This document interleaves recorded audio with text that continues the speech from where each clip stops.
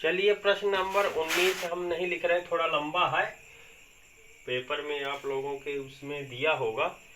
मोटी मोटी चीज़ें हम लिख रहे हैं, पढ़ दे रहे हैं। स्कूल के हॉल की लंबाई 45 मीटर तथा चौड़ाई 30 मीटर है। हॉल की छत को सपोर्ट देने हेतु हॉल के बीच में एक खंभा बनाया गया है जिसके आधार का क्षेत्रफल 1 वर्ग मीटर है। यदि टाइल्स लगाने का व्यय 680 रुपये प्रति वर्ग मीटर हो तो संपूर्ण हॉल में टाइल्स लगाने में कितना खर्च आएगा, ये है प्रश्न। तो मोटी चीजें लिख देते हैं। स्कूल के हॉल की लंबाई तथा चौड़ाई, तो लिखेंगे स्कूल के हॉल की लंबाई बराबर 45 मीटर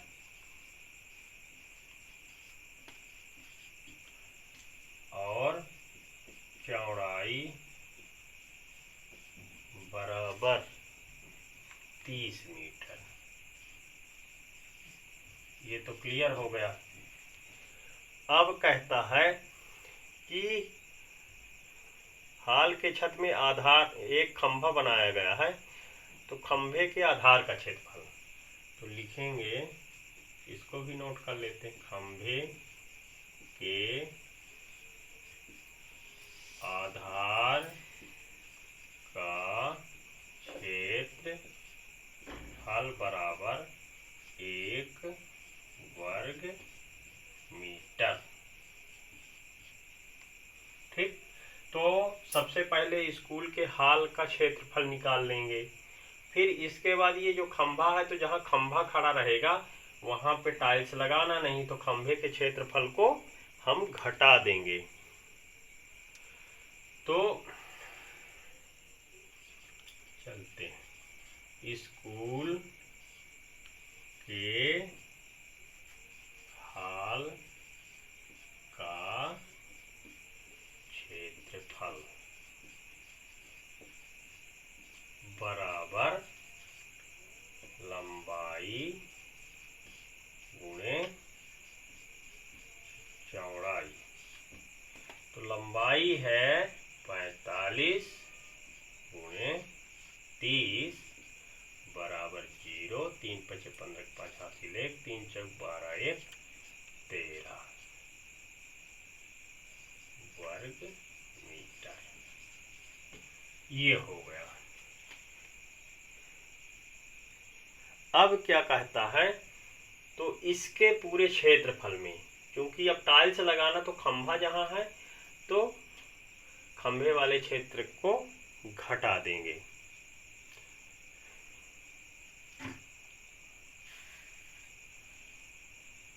तो लिखेंगे टाइल्स लगाने हेतु शेष भाग, जहाँ टाइल्स लगाना है, बराबर, ये इसके क्षेत्रफल में 1350 माइनस 1, क्योंकि खंभे का क्षेत्रफल 1 वर्ग मीटर है, इसको घटा देंगे तो ये आ जाएगा 1349 वर्ग मीटर। यानी हॉल के क्षेत्रफल में खंभे के आधार के क्षेत्रफल को घटा देंगे। अब इतने में लगना है। ठीक, अब कहता है आगे प्रश्न कि यदि टाइल्स लगाने का व्यय 680 रुपये प्रति वर्ग मीटर हो। अब चूंकि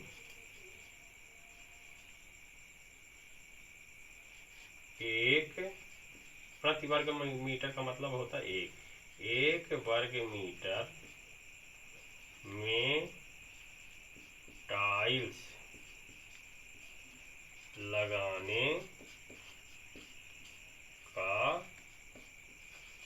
व्यय बराबर 680 रुपये, इसलिए 1349 50 वर्ग मीटर में टाइल्स लगाने का व्यय। आयोजन कर देते थे, इसका मतलब यही है 680 गुणे 1349। यहाँ हम लोग गुणा कर लेंगे। तो चलिए यहाँ गुणा भी कर लेते हैं।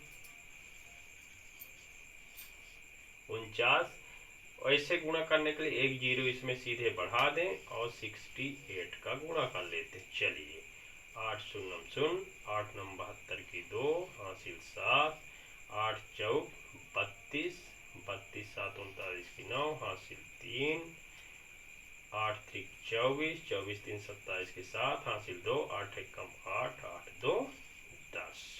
अब 6 का कर लेते, 6 शून्य शून्य, 6 नहीं है 54 की 4 हासिल 5, 6 चौक को 24, 5 29 की 9 हासिल 2, 6 त्रिक 18, 18 2 20 शून्य हासिल 2, 6 कम 6 2 8, ये 0, ये 2, 9 4 13 3 हासिल 1, 9 1 10 7 17 7 हासिल 1।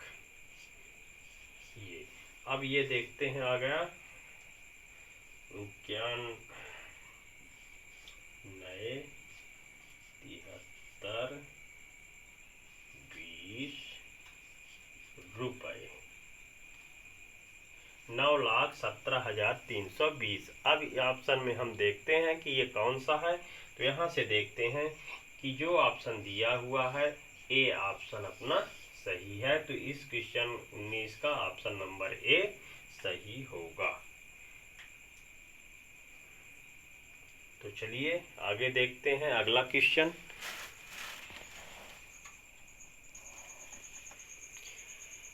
ये है क्वेश्चन नंबर 20। क्वेश्चन नंबर 20 ये कहता है कि 8 सेंटीमीटर लंबा और 5 सेंटीमीटर चौड़े एक गत्ते पर एक पेंटिंग इस प्रकार बनाई गई है कि प्रत्येक भुजा के अनुदिश 1.5 सेंटीमीटर हाशिया छोड़ा गया है। ये हाशिया छोड़ा गया है। तो हाशिए का कुल क्षेत्रफल निकालना है, यानी इसका हमें कुल क्षेत्रफल निकालना है। ये है हमारा प्रश्न। हमें हाशिए का कुल क्षेत्रफल निकालना है, ये है प्रश्न। तो इसको वैसे निकालेंगे टुकड़े टुकड़े में तो बहुत लंबा हो जाएगा। चलिए तो सबसे पहला तो हमारा काम ये रहेगा कि हम इसका नाम रख लें। ए बी सी और डी। ये तो ऊपर वाले का अंदर भी एक आयत बन रहा है, तो इसका नाम रख लेते हैं ई एफ जी एच। एक बड़ा वाला आयत और एक छोटा। तो हम क्या करेंगे, इसका क्षेत्रफल निकालने के लिए ये जो खाली स्थान है, हाशिया ये हो गया, तो हाशिया 1.5 मीटर इधर, 1.5 मीटर इधर, 1.5 मीटर इधर, 1.5 मीटर इधर। तो सबसे पहले तो हम गत्ते की लंबाई और चौड़ाई लिख लेते हैं। तो गत्ते का नाम हो गया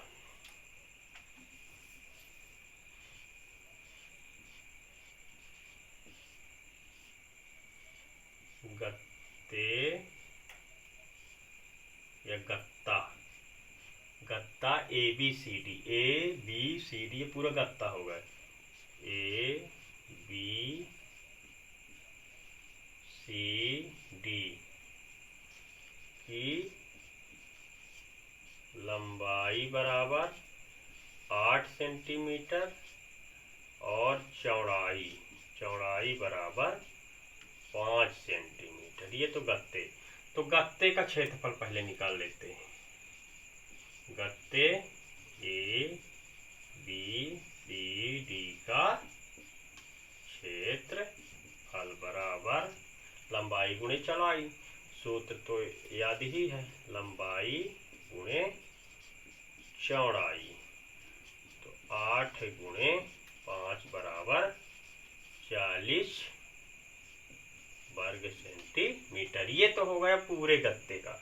अगर हम इस पूरे गत्ते में ये जो खाली वाला क्षेत्र EFGH है, इसका क्षेत्रफल निकाल के और इसमें घटा देते हैं तो ये हाशिए का क्षेत्रफल निकल आएगा। तो हम इसका निकाल लेते हैं, ठीक है। तो इसमें खाली क्षेत्र लिख देते हैं, खाली क्षेत्र। खाली क्षेत्र का क्या नाम है? EFGH।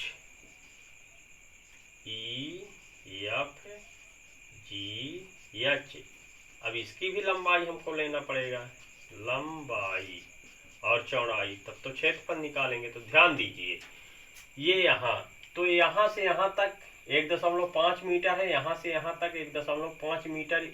ये तो इससे हट जाएगा, यानी 1.5, ये 1.5 यानी 3। तो यहाँ से यहाँ तक की लंबाई 8 थी, तो 8 में 3 घट जाएंगे। तो 8 में 3 घट जाएंगे तो इसकी लंबाई बचेगी 5 सेंटीमीटर। अब चलते हैं चौड़ाई इसकी निकालते हैं।